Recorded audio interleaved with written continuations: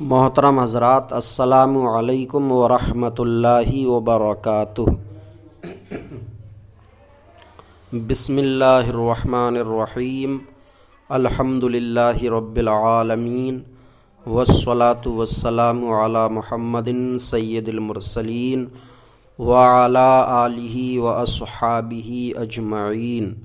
اللہم افتح علینا حکمتک وانشر علینا رحمتک یا ذا الجلال والاکرام۔ محترم حضرات، آج کی اس ویڈیو میں ہم آپ کو فاتحہ پڑھنے کا بہت ہی آسان طریقہ سمجھانے کی کوشش کریں گے۔ آپ آخر تک ویڈیو کو دیکھیے گا اور سمجھنے کی کوشش کیجیے گا، اور ہمارے چینل کو سبسکرائب اور ویڈیو کو لائک شیئر بھی کیجیے گا۔ تو فاتحہ پڑھنے کا آسان طریقہ۔ فاتحہ کیا چیز ہے یہ پہلے سمجھ لیا جائے۔ فاتحہ کا مطلب ہوتا ہے کہ کوئی بھی مسلمان وہ اپنے کسی اچھے عمل کا ثواب اپنے کسی مرحوم انتقال کیے ہوئے کو، چاہے وہ خاندان میں سے ہو یا کسی رشتہ دار میں سے ہو یا کوئی بھی ہو، اس کو پہنچانا چاہتا ہے۔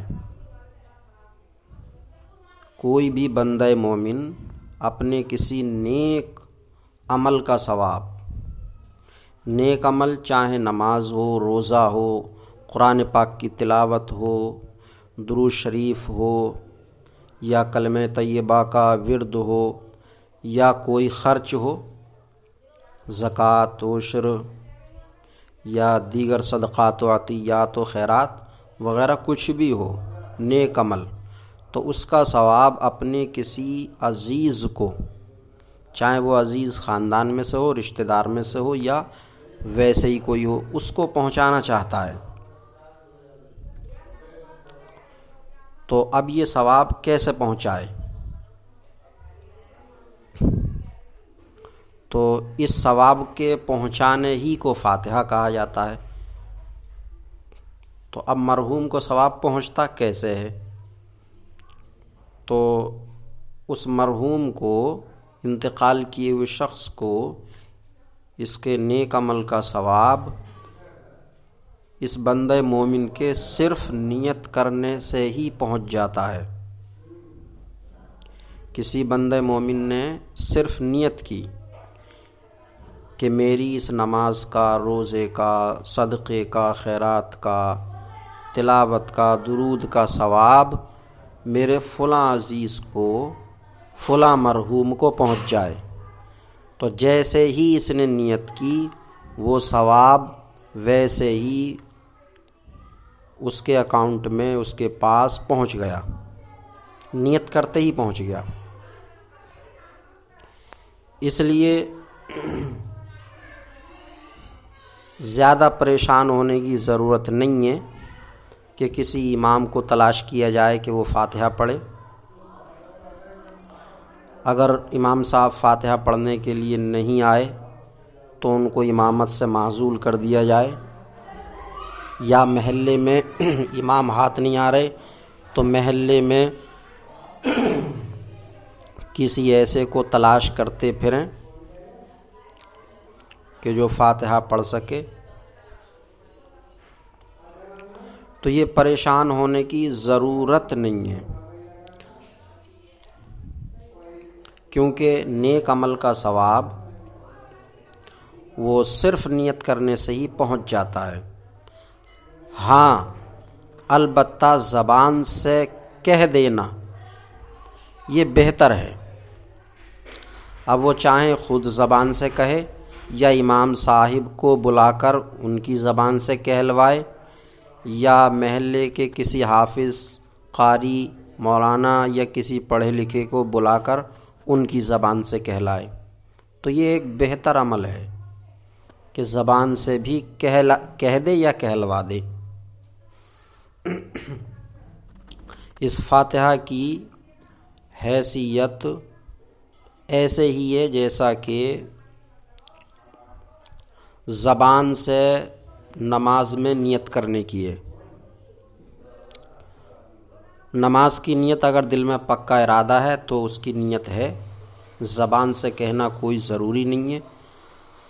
دل میں نماز کا پکا ارادہ ہے اور یوں ہی اللہ اکبر کہہ کر نماز پڑھ لے تو نماز ہو جائے گی، کوئی خرابی نہیں ہے. لیکن ہاں زبان سے کہہ لینا یہ بہتر ہے. تو اسی طریقے سے نیک عمل کے ثواب کو اپنے مرحوم تک پہنچانے کے لیے صرف نیت کی ضرورت ہے. نیت کر لے تو اس نیک عمل کا ثواب فلاں مرحوم کو پہنچ جائے گا. ہاں اگر زبان سے بھی کہہ لے تو بہتر ہے. تو یہ ایک بہتری کی بات ہے.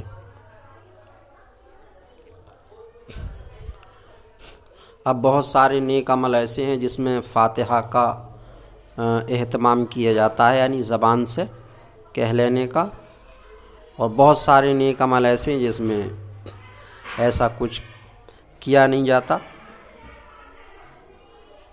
مثلا مرحوم کے نام پر کچھ کھانا تیار کیا غریبوں میں تقسیم کرنے کھلانے کے لیے، تو جب کھانا بنوایا تب تو قل پنجایت کے ساتھ فاتحہ ہوگی. کوئی اچھے نیک شخص کو مدعو کیا جائے گا، بلایا جائے گا کہ وہ زبان سے ایصال ثواب کے کلمات ادا کر دیں.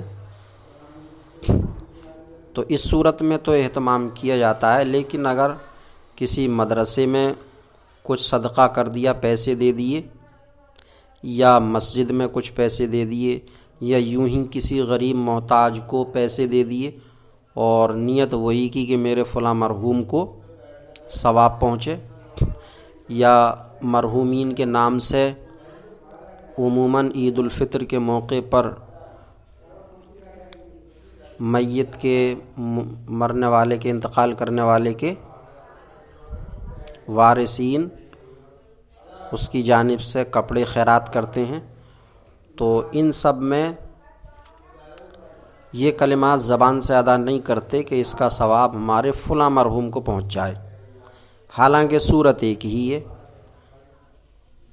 پیسے دیے مرحوم کے نام سے تب بھی اس کا ثواب اسی مرحوم کو پہنچانا چاہتا ہے. کپڑے دیے تب بھی اس کپڑے کا ثواب اس مرحوم کو پہنچانا چاہتا ہے. کھانا تیار کرایا تب بھی اس کھانے کا ثواب اس مرحوم کو پہنچانا چاہتا ہے. لیکن یہ عادت اور رواج بن گیا ہے کہ جو کھائی جانے والی چیزیں ہیں اس میں فاتحہ پڑھتے ہیں، اور جو دیگر کام ہیں ان میں فاتحہ نہیں پڑھتے، اس میں نیت سے ہی کام چل جاتا ہے. تو سمجھانے کا مقصد یہ ہے کہ نیک عمل کا ثواب وہ صرف نیت سے ہی پہنچ جاتا ہے مرحوم کو. زبان سے کلمات کہنا کوئی ضروری نہیں ہے. یہ بہتر ہے. اب اس بہتری ہی کو ادا کرنے کے لیے وہ طریقہ بھی ہم آپ کو بتا رہے ہیں.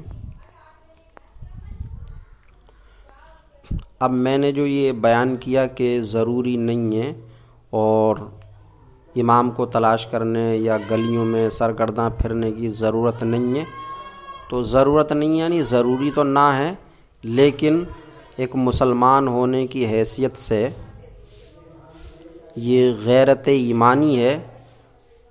غیرت ایمانی کا تقاضا ہے کہ فاتحہ آنی چاہیے.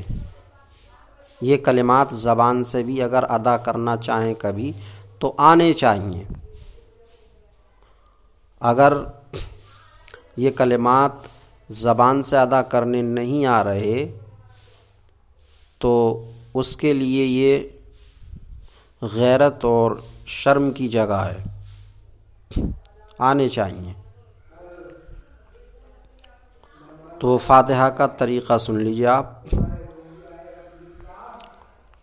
جیسا کہ یہ بیان کیا کہ نیک عمل کا ثواب مرحوم کو پہنچانا ہی فاتحہ ہے، تب اس کو اپنی زبان سے آپ ادا کر لیجئے۔ اب اس ثواب پہنچانے میں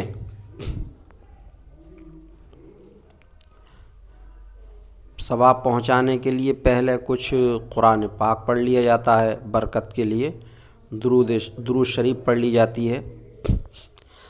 تو سب سے پہلے ایک مرتبہ درود شریف پڑھ لیں، پھر اگر آپ کو قل پنجایت یاد ہے تو قل پنجایت پڑھ لیں، اور اگر قل پنج آیت یاد نہیں ہے یا اتنا وقت نہیں ہے تو پھر جتنا بھی وقت ہو، وقت کے لحاظ سے 3 مرتبہ قل شریف پڑھ لیں، سورہ اخلاص، قل هو اللہ احد یہ پڑھ لیں، یا صرف الحمد پڑھ لیں، تو جیسا موقع وقت ہو۔ یہ تو ہر ایک آدمی کو یاد ہوتا ہی ہے، الحمد ہے یا سورہ اخلاص قل شریف ہے، تو یا تو صرف الحمد پڑھ لے، یا صرف 3 بار قل پڑھ لے، یا دونوں پڑھ لے، یا چاروں قل پڑھ لے، یا ان میں سے کچھ نہ پڑھے، صرف درود شریف پڑھے اور اس کے بعد ثواب پہنچا دے۔ اب ثواب پہنچانا کس طرح ہے؟ تو ثواب پہنچانے میں سب سے پہلے اس طرح سے کہے، اگر کھانا وغیرہ سامنے موجود ہے اور کھانے کا اہتمام ہے تو اس طریقے سے کہے کہ اے اللہ، میں نے جو کچھ بھی پڑھا ہے اور یہ کھانا حاضر ہے، تو میرے پڑھنے اور اس کھانے کا ثواب میں سب سے پہلے اپنے نبی، اپنے آقا و مولا حضور محمد مصطفیٰ صلی اللہ علیہ وسلم کو پیش کرتا ہوں، قبول فرما۔ اور پھر اپنے نبی صلی اللہ علیہ وسلم کے بعد تمام نبیوں کو، رسولوں کو پہنچائے کہ اس کا ثواب تمام نبیوں کو، رسولوں کو پہنچاتا ہوں، قبول فرما۔ تمام صحابہ صحابیات کو پیش کرتا ہوں، قبول فرما۔ تمام تابعین تابعات کو پیش کرتا ہوں، قبول فرما۔ تمام اولیاء کرام کو پیش کرتا ہوں، قبول فرما۔ تمام مسلمان زندہ یا مردہ کی ارواح کو پیش کرتا ہوں، روحوں کو پیش کرتا ہوں، قبول فرما۔ تو اس طریقے سے یہ نام لے لے، اور اگر اتنے تفصیل سے نام نہیں لے سکتا تو صرف اتنا کہہ دے کہ سب سے پہلے میں اپنے نبی صلی اللہ علیہ وسلم کی بارگاہ میں پیش کرتا ہوں، پھر تمام نبیوں رسولوں کی بارگاہ میں پیش کرتا ہوں، اور پھر تمام ولیوں کی بارگاہ میں۔ نبی، رسول، ولی تو ہر ایک آدمی کو یاد ہوتا ہی ہے، تو اپنے نبی صلی اللہ علیہ وسلم کو پہنچانے کے بعد تمام نبیوں کو، تمام رسولوں کو اور تمام مسلمانوں کو پیش کرتا ہوں، قبول فرما۔ اب اس کے بعد میں جس بھی میت کے لیے خاص طریقے سے فاتحہ پڑھ رہا ہے اس کو پہنچائے۔ مثلا اپنی والدہ کے لیے پڑھ رہا تھا تو پھر یوں کہے کہ اللہ، اس سبھی کا ثواب میں خاص طریقے سے اپنی والدہ مرحومہ کو پیش کرتا ہوں، قبول فرما۔ اور جتنے بھی چھوٹے بڑے ہمارے گھر سے چلے گئے ہیں تو سبھی کی ارواح کو پیش کرتا ہوں، قبول فرما۔